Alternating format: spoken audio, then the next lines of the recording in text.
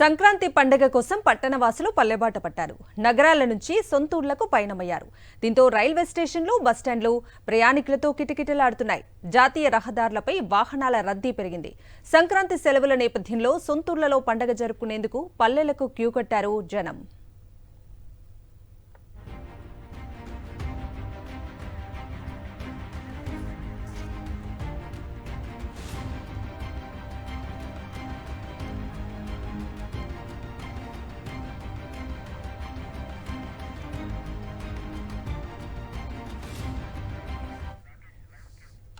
ఇక ఇదే అంశానికి సంబంధించిన పూర్తి అప్డేట్స్ ని ఎల్బీ నగర్ నుంచి మా ప్రతినిధి రాకేష్ లైవ్ లో అందిస్తారు. రాకేష్, గత 2 రోజులుగా రద్దీ కొనసాగుతూ ఉంది. హైదరాబాద్ నుంచి సొంతూర్లకు నగర ప్రజలందరూ కూడా ప్రయాణమవుతున్నారు. ఇప్పటికే 2 రోజులుగా స్కూళ్లకు సెలవు రావడంతో కూడా రద్దీ కంటిన్యూ అవుతుంది. ప్రస్తుతం టీఎస్ఆర్టీసీకి సంబంధించి రెగ్యులర్ గా నడిచే బస్సులు సరిపోవడంతో హైదరాబాద్ సంబంధించిన సిటీ బస్సులు కూడా ఎక్స్ప్రెస్ బస్సులుగా మార్చడం జరిగింది. ప్రస్తుతం ఇవన్నీ కూడా విజయవాడకు వెళ్లే బస్సులు, ఇవన్నీ కూడా అదనపు బస్సులు.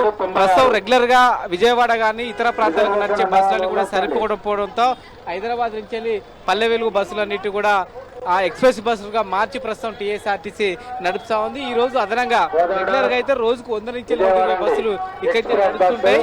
ఈసారి ఒక 34 బస్సులు ఉదయం నుంచి కూడా అదనంగా ఈ యొక్క బస్సులు నడిపినట్టుగా టీఎస్ఆర్ అధికారులు చెప్తా ఉన్నారు. అదనపు బస్సులు అంటే కూడా అటు సేఫ్టీ కోసం పెట్టడం జరిగింది. ఎందుకంటే ఇక్కడ ప్రైవేట్ ట్రావెల్స్ కి సంబంధించి అదనంగా డబ్బులు వసూలు చేస్తున్నారనే ఒక విమర్శలు వస్తూనే ఉన్నాయి.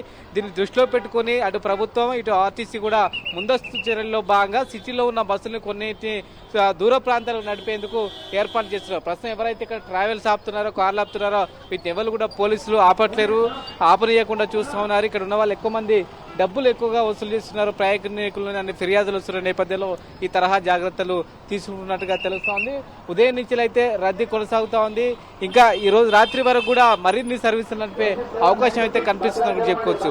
ప్రతి బస్సుకు సంబంధించి కూడా కెపాసిటీకి మించి ప్రస్తుతం అయితే బస్సులు నడుస్తూ ఉన్నాయి. సంబంధించి ఎక్కువగా దూర ప్రాంతాలకు వెళ్లే బస్సులు ఎక్కువగా నడుస్తున్నట్టుగా ఆర్టీసీ అధికారులు చెప్తున్నారు. అటు రైల్వే స్టేషన్లు చూసినా, ఇటు బస్ స్టాండ్ చూసినా కానీ రద్దీ అయితే కొనసాగుతుందని చెప్పుకోవచ్చు. ఈ రాత్రి వరకు కూడా రద్దీ కొనసాగే అవకాశం అయితే కనిపిస్తా ఉంది. అటు టోల్ ప్లాజాల దగ్గర కూడా ప్రైవేట్ వెహికల్ సంఖ్య భారీగా ఉండడంతో అక్కడ కూడా రద్దీ అనేది కనిపిస్తా ఉంది. మొత్తంగా వరుసగా సెలవులు రావడంతో కూడా నగరవాసులందరూ కూడా పల్లె వాతావరణం కోసం పండుగ ఇంటి దగ్గర చేసుకునేందుకు అందరూ కూడా ఊళ్ళకు పయనం అవుతున్న పరిస్థితి మనకు కనిపిస్తా ఉంది. Right Rakesh, thank you for the updates.